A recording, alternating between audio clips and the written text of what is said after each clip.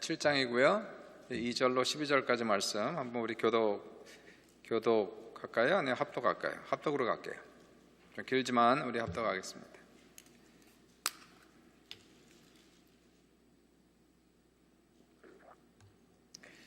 같이 읽어요. 시작. 괴가 기럇 여아림에 들어간 날부터 20년 동안을 오래 있은지라 이스라엘 온 족속이 여호와를 사모하니라. 사무엘이 이스라엘 온 족속에게 일러 가로되 너희가 전심으로 여호와께 돌아오려거든 이방 신들과 아스다롯을 너희 중에서 제하고 너희 마음을 여호와께로 향하여 그만 섬기라. 너희를 블레셋 사람의 손에서 건져내시리라. 이 이스라엘 자손이 바알들과 아스다롯을 제하고 여호와만 섬기니라. 사무엘이 가로되 온 이스라엘은 미스바로 모이라. 내가 너희를 위하여 여호와께 기도하리라 하매 그들이 미스바에 모여 물을 길어 여호와 앞에 붓고 그날에 금식하고 거기서 가로되 우리가 여호와께 범죄하였나이다 하니라. 사무엘이 미스바에서 이스라엘 자손을 다스리니라. 이스라엘 자손이 미스바에 모였다함을 블레셋 사람이 듣고 그 방백들이 이스라엘을 치러 올라온지라. 이스라엘 자손이 듣고 블레셋 사람을 두려워하여 사무엘이 기르되 당신은 우리를 위하여 우리 하나님 여호와께 쉬지 말고 부르짖어 우리를 블레셋 사람의 손에서 구원하시게 하소서. 사무엘이 전 먹는 어린 양을 취하여 온전한 번제를 여호와께 드리고 이스라엘을 위하여 여호와께 부르짖음에 여호와께서 응답하셨더라. 사무엘이 번제를 드릴 때에 블레셋 사람이 이스라엘과 싸우려고 가까이 오매 그날에 여호와께서 블레셋 사람에게 큰 우레를 발하여 그들을 어지럽게 하시니 그들이 이스라엘 앞에 패한지라. 이스라엘 사람들이 미스바에서 나가서 블레셋 사람을 따라 벳갈 아래에 이르기까지 쳤더라. 사무엘이 돌을 취하여 미스바 센 사이에 세워 가로되 여호와께서 여기까지 우리를 도우셨다 하고 그 이름을 에베네셀이라 하니라. 오늘 본문은요 사무엘 시대 때 이야기인데 이스라엘 백성은 제사장부터 시작해서 백성에 이르기까지 제사장 가장 높은 제사장으로부터 시작하여 저 밑에는 백성에 이르기까지 신앙이 완전히 타락한 그러한 시대를 얘기하고 있습니다. 모든 백성은 하나님과 세상을 겸하여 섬기는 우상 숭배가 만연해 있었고요. 제사장들까지도 하나님을 경외하지 않고 자신의 뱃속만 챙기는데 급급했던 그러한 시대 배경을 얘기하고 있어요. 결국 하나님께서 이스라엘을 블레셋 사람들의 손에 넘겨주게 됩니다. 이스라엘과 블레셋 사람들 사이에 전쟁이 일어났는데 첫 번째 전쟁에서 블레셋 사람들에게 크게 패하게 되죠. 두 번째 전쟁이 일어나죠. 두 번째 전쟁에서는 엘리의 두 아들 홈니하고 비느하스가 언약궤를 가지고 전장터에 나아갑니다. 자, 그럼에도 불구하고 언약궤를 가지고 전쟁터에 나갔음에도 불구하고 두 번째 전쟁에서는 이스라엘이 완전히 블레셋 사람들의 손에 의해서 괴멸되는 사건이 나와요. 홈니와 비느하스가 그날 한날에 죽고 그 아버지 제사장 엘리 제사장도 같은 날에 죽게 되죠. 하나님의 언약궤는 빼앗기고 이제 성막에는 언약궤가 없는 텅 빈 상태, 마치 주인이 없는 집처럼 언약궤가 없는 그러한 성막의 상태로 가게 됩니다. 신앙생활은 제대로 하지도 않으면서 언약궤를 마치 부적처럼 사용하려고 했던 이스라엘을 하나님께서 심판하신 그러한 사건이다라고 얘기할 수가 있게 돼요. 그 당시 전쟁이라고 하는 것은 생사가 갈리는 길이었습니다. 이스라엘은 전쟁에 패한 후에 나라가 급속도로 쇠퇴하기 시작합니다. 경제는 바닥이 났고 온 백성은 가난에 허덕이게 되고요. 블레셋의 매년마다 잦은 공격으로 이스라엘 백성은 항상 두려움 속에 살아가고 있는 그 상태를 얘기하는 거예요. 그리고 2절 말씀이 괴가 기럇 여아림에 들어간 날부터 괴가 빼앗긴 날을 얘기하는 겁니다. 전쟁이 끝난 20년 후를 얘기하는 거죠. 괴가 기럇 여아림에 들어간 날부터 20년 동안을 오래 있은지라 이스라엘 온 족속이 여호와를 사모하니라. 전쟁 두 번의 전쟁이 끝나고 전쟁에 패하고 경제는 바닥이 나고 언약궤는 빼앗기고 고통의 나날이 20년이 흘러서야 20년이 지나서야 이스라엘 온 백성이 하나님을 사모했다. 20년이 걸린 거예요. 그 마음이 돌아오기까지 장장 20년이 걸리는 거예요. 자, 사람의 마음이 우상 숭배했던 마음이 하나님께 돌아오는데 얼마나 많은 고통이 필요한 겁니까? 얼마나 많은 시간이 필요한 겁니까? 탕자가 정신을 차릴 때가 언제입니까? 언제 비로소 정신을 차리게 됩니까? 아버지의 모든 돈을 가지고 먼 나라로 가서 허랑방탕하여 다 쓰고 탕진하고 나서도 정신을 차리지 못해요. 그 땅에 흉년이 오고 직장을 잡지 못해서 고생을 할 때도 정신을 차리지 못해요. 직장이 없어서 나중에 돼지친 일을 하면서 돼지가 먹는 주업료를 먹고 날마다 서로 울면서도 정신을 차리지 못해요. 언제 정신을 차립니까? 나중에 돼지가 먹는 음식조차도 먹을 수 없어서 굶어 죽게 되었을 때에, 생사의 갈림길에 있을 때에 거기에서 정신을 차려요. 그때 회개합니다. 내 아버지 집에는 음식이 풍족한 품꾼이 얼마나 많은고, 그러나 나는 여기서 줄여 죽는구나. 참 바닥까지 내려가는 겁니다. 끝까지 내려가야 사람이 정신을 차리니까 이 사람의 마음이 하나님께 돌아오는데 시간이 오래 걸리는 거예요. 얼마나 많은 고통과 고생과 수고와 눈물을 쏟아야 하나님께 돌아오는지. 탕자는 죽더라도 아버지께 용서를 구하게 죽겠다고 아버지께로 돌아오는 사건이 누가복음 15장에 아름답게 나타나고 있어요. 이스라엘 민족도 우상 숭배하고 나라가 멸망하고 인생은 고통과 가난에 찌들고 날마다 염려와 걱정과 두려움 속에 살아가면서 20년이 지나고 나서야 비로소 그 마음이 하나님께로 서서히 돌아가고 있는 거예요. 3절과 4절을 보시니까 사무엘이 이스라엘 온 족속에 일러 가로되 너희가 전심으로 여호와께 돌아오려거든. 따라해 보세요. 전심으로 여호와께 돌아오려거든. 전심으로 여호와께 돌아오려거든 이방신들과 아스다롯을 너희 중에서 제하고 너희 마음을 여호와께로 향하여 그만 섬기라. 그만 섬기라는 게 아니고 그분만 섬기라 그거예요. 그분만 섬기라. 너희를 블레셋 사람의 손에서 건져내시리라. 이에 이스라엘 자손이 바알들과 아스다롯을 제하고 여호와만, 따라해 보세요. 여호와만 섬기니라. 이렇게 되죠. 사람이 고통 속에 살면서 마음이 힘들어지고 가난해지고 겸손해졌다라고 회개가 완성된 건 아니에요. 눈물을 흘렸다고 회개가 된 게 아닙니다. 하나님 앞에 눈물을 흘렸다고 끝난 건 아니라는 거예요. 더욱 중요한 것은 왜 이런 문제가 생겼느냐를 깨닫고 그 문제가 된 뿌리를 제거를 해야 된다는 얘기죠.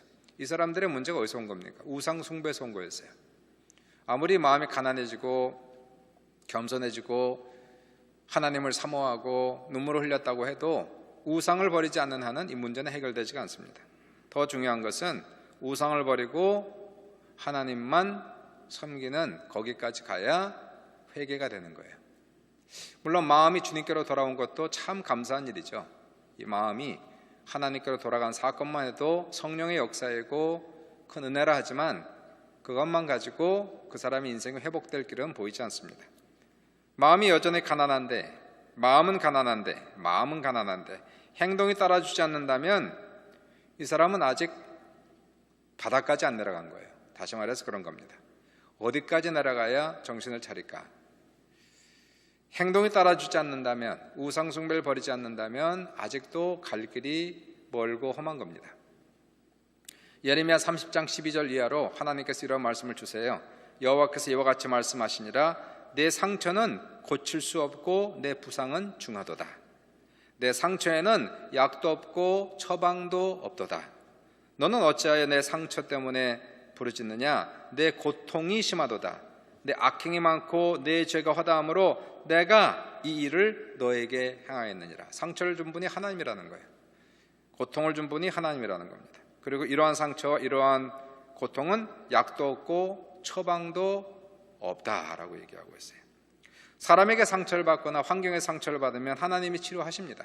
하나님 기도하면 하나님이 긍휼히 불쌍히 여기시고 그 상처를 치료하시고 우리를 회복하시지만 하나님이 주시는 상처라면 누가 고칠 수가 있어요?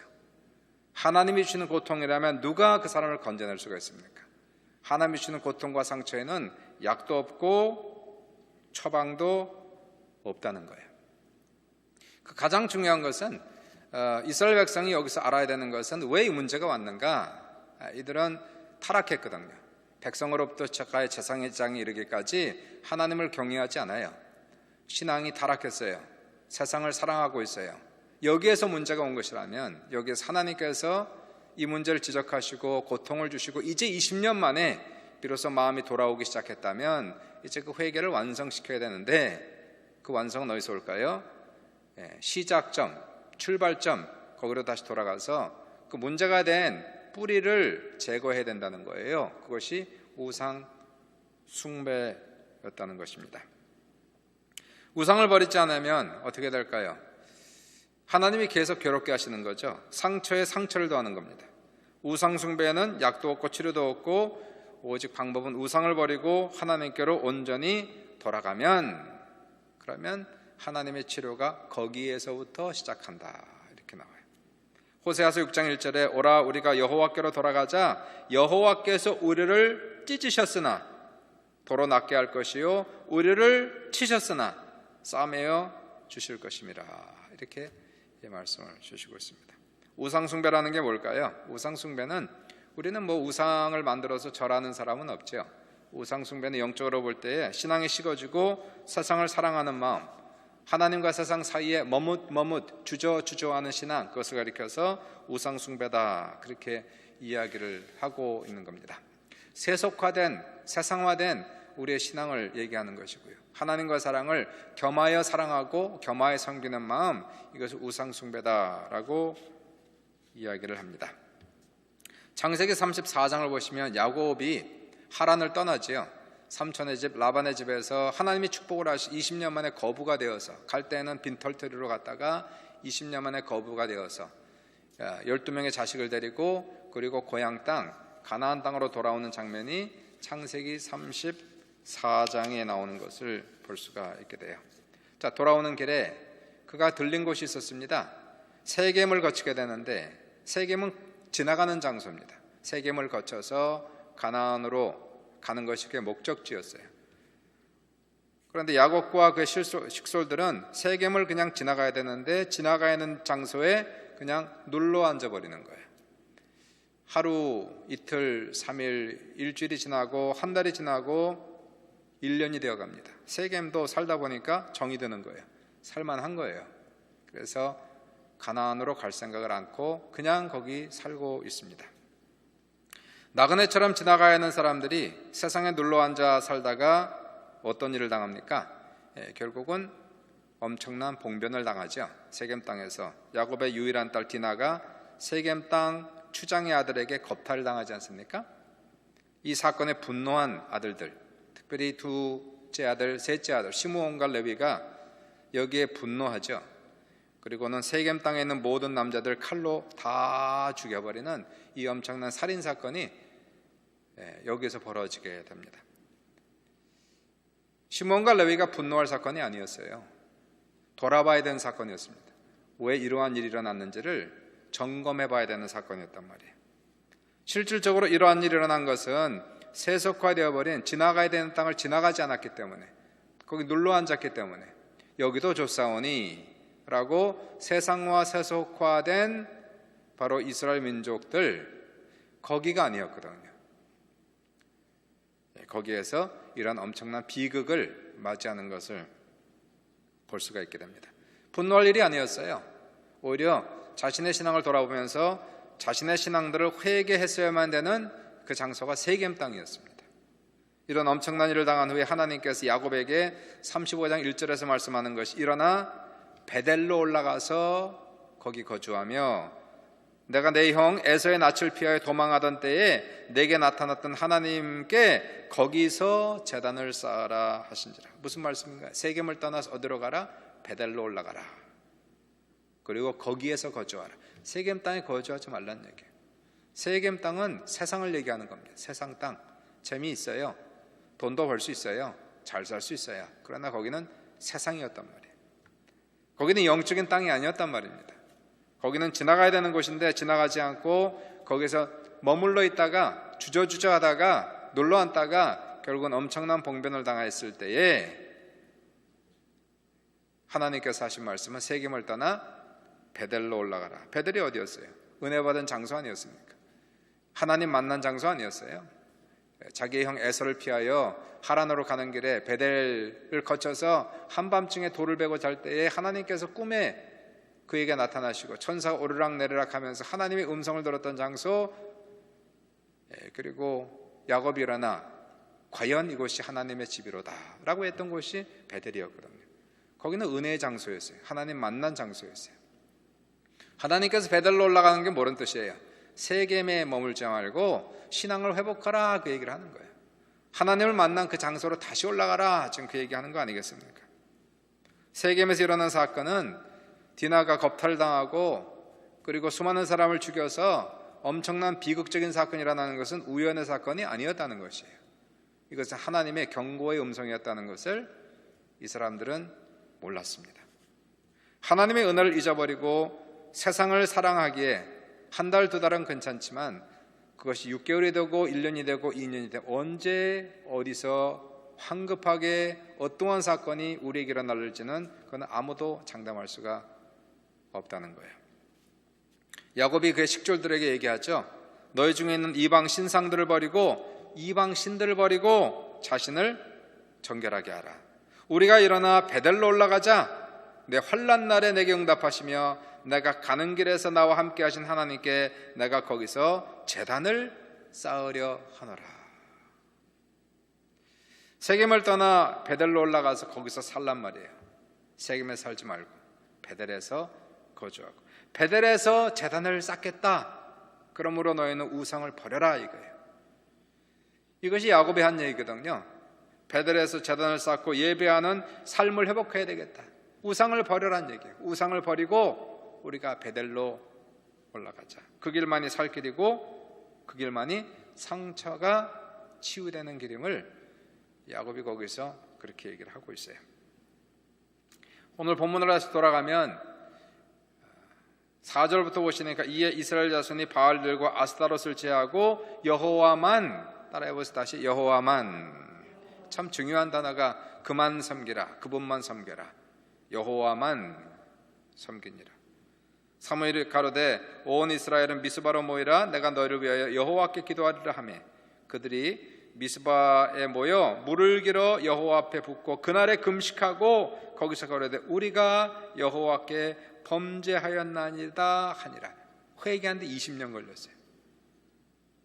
그 고난과 고통과 아픔과 가난과 저주 속에 20년이 지나고 나서야 비로소 미스바에서 회개합니다.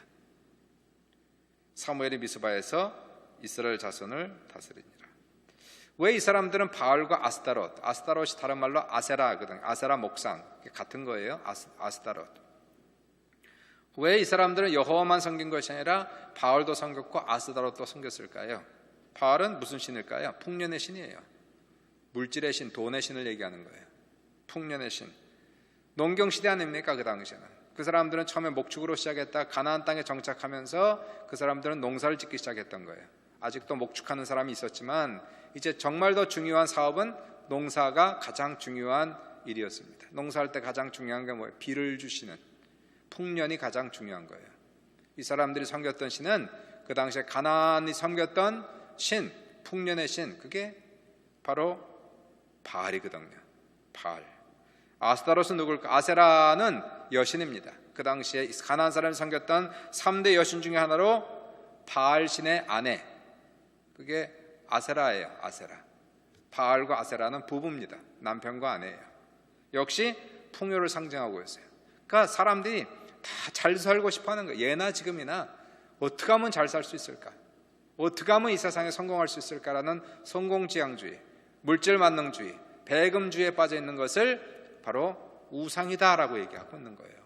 하나님만 섬겨야 되는데, 하나님께서 주시는 것을 먹고 주신 대로 살아가야 되는데 하나님만 섬기는 것이 아니라 하나님을 섬기면서 하나님을 떠나서라도 어떻게 해서든지 세상에서 바알을 섬기고 아스타롯을 섬기면서 풍요하고 싶어하는 인간의 욕심, 바로 그것이 표현될 때에 우상 숭배가 된다는 거예요.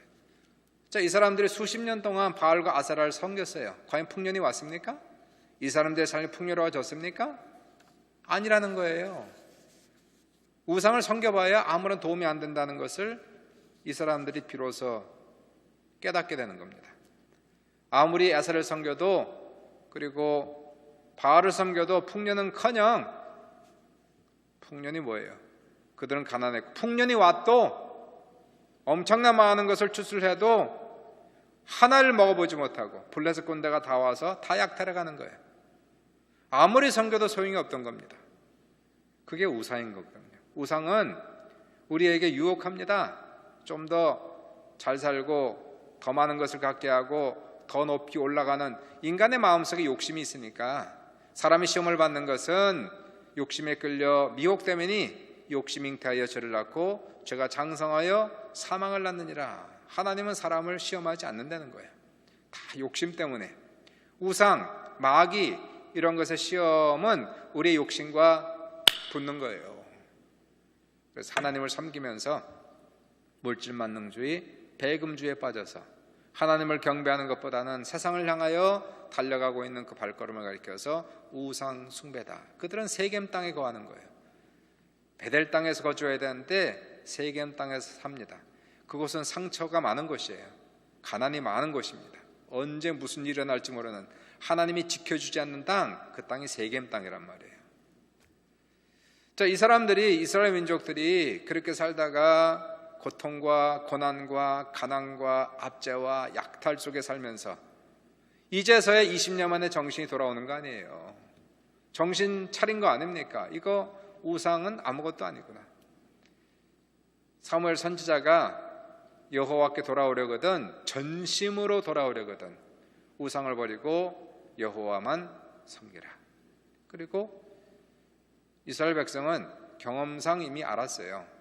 우상은 정말 아무런 쓸데없는 것이구나. 그리고 우상을 버렸다는 거예요.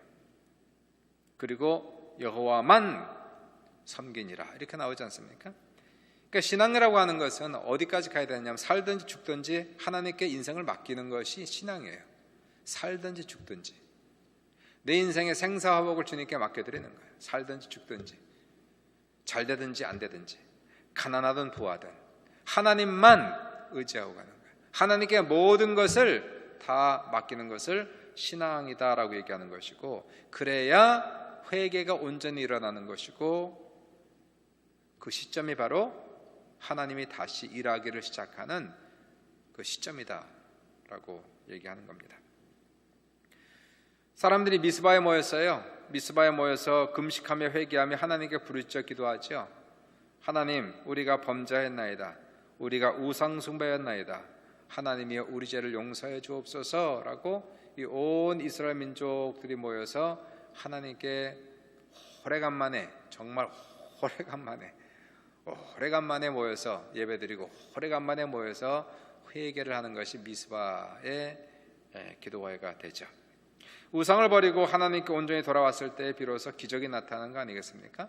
하나님이 일하는 시점이 바로 거기에서부터 시작하는 거예요. 그냥 내가 힘들어서 운다고 하나님이 일합니까? 결코 일하지 않아요. 내 인생 속에서 내가 스스로 인생을 망친 거예요. 내가 스스로 인생의 고통을 스스로 가져온 거예요. 우상 숭배가 결국 하나님을 괴롭게 하고 하나님을 분노하게 하심으로 말미암아 하나님께서 우리에게 상처에 상처를 가하고 우리는 온몸에 상처투성이가 되어서, 그리고 맨 밑바닥까지 가서 비로소 회개하고 우상을 버릴 때에 하나님께서 치셨으나 다시 싸매어 주시는 그러한 역사가 우상을 버리고 하나님만 섬기는 그날부터 시작이 된다 하는 거예요.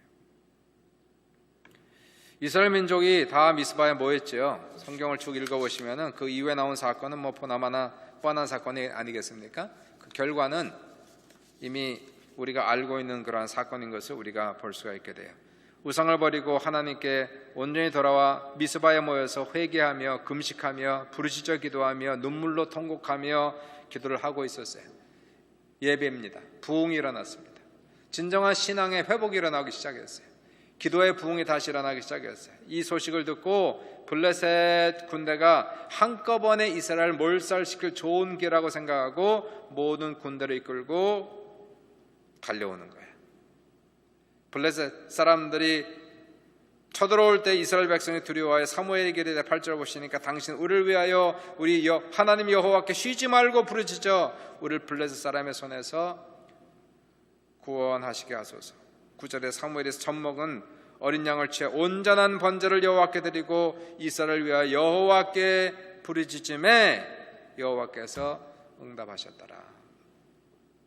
우상을 버리고 하나님께 부르짖어 기도하는 예배 회복이 일어나야 되는 거예요.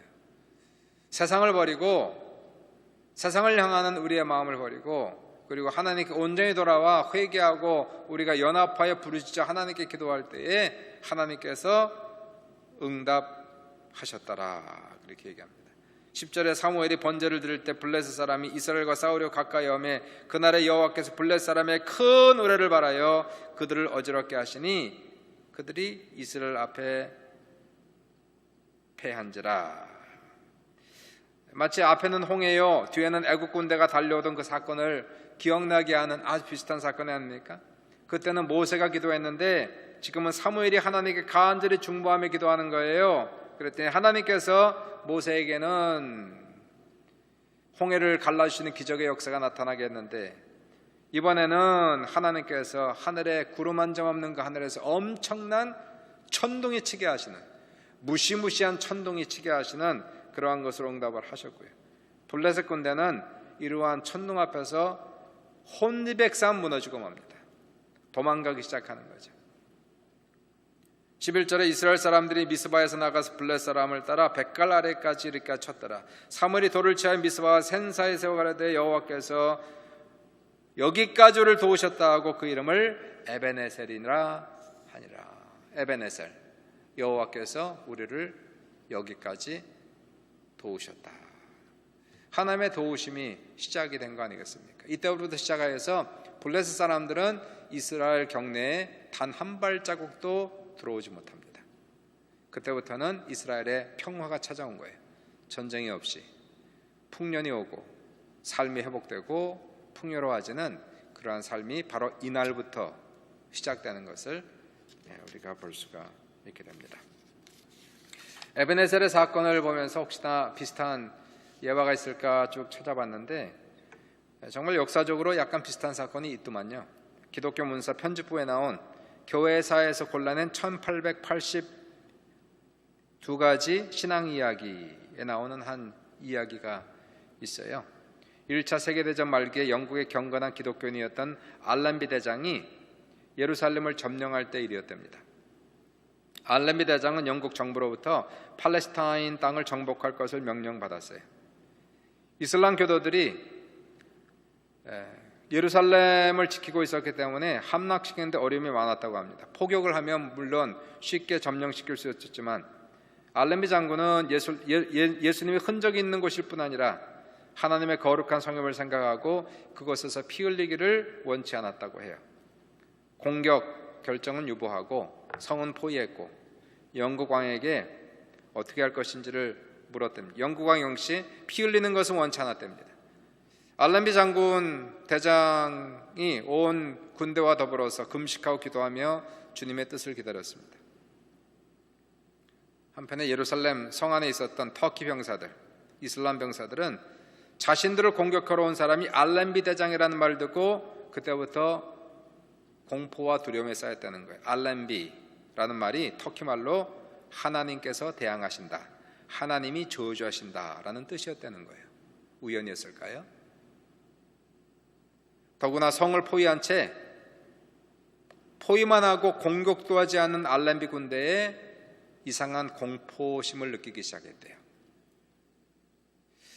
결국 강하고 독하기가 영국 병사보다 더 이름난 터키 병사임에도 알렌비 군대에게 큰 두려움을 느끼고 완전히 전의를 상실하고 맙니다. 터키군은 결국 예루살렘 성문을 열고 무조건 항복의 뜻을 표현했다고 합니다. 영국군은 총 한 방 쏘지 않고 알렌비 대장을 선두로 모자를 벗어들고 찬송하면서 예루살렘 성에 입성하였다, 이렇게 기록하고 있어요. 하나님께서 하시는 일이 대단하지 않습니까? 신앙이 이기는 거죠. 믿음이 이기는 것을 우리는 볼 수가 있게 되는 것입니다. 에베네셀, 하나님께서 여기까지를 도우셨다. 하나님의 도우심을 얻기 위해서 우리가 해야 되는 것은 우리의 신앙 회복이 가장 중요한 거예요. 우상을 버리고 여호와만 섬기는 그러한 신앙을 회복하는 것이 너무너무 중요합니다. 특별히 코로나 바이러스 사태로 인하여 예배를 예배로 제대로 모이지 못하고 기도를 기도로 제대로 모이지 못하고 특별히 우리가 조심해야 되는 것이 우리의 마음이 혹시나 갈라지지 않는가, 하나님과 세상 사이에 흩어지지 않는가, 주저주저하고 망설이며 혹시라도 우리의 삶이 베델에서 거주해야 되는데 세겜 땅에 거주하면서 이제는 세겜 사람이 되고 있는 것이 아닌가. 여기도 좋사오니 하면서 지나가야 되는 땅을 지나가지 아니하고 나그네처럼 살아가야 된다, 마치 그곳의 주민처럼 살아가는 이러한 삶은 아주 위험한 삶이에요. 벗어나야 되죠. 우리가 우상은 버려야 됩니다. 우상을 섬기는 동안은 상처가 그칠 날이 없을 거예요. 우상을 버려야, 온전히 버려야, 그리고 하나님께 온전히 돌아와서 우리가 기도하면 하나님께서 우리의 기도를 들으시고 우리를 도우사 하나님의 놀라운 기적의 역사를 우리에게 베풀어 주시는 귀한 기적의 역사들이 우리 모두에게 넘칠 수 있기를 주님의 이름으로 축원합니다.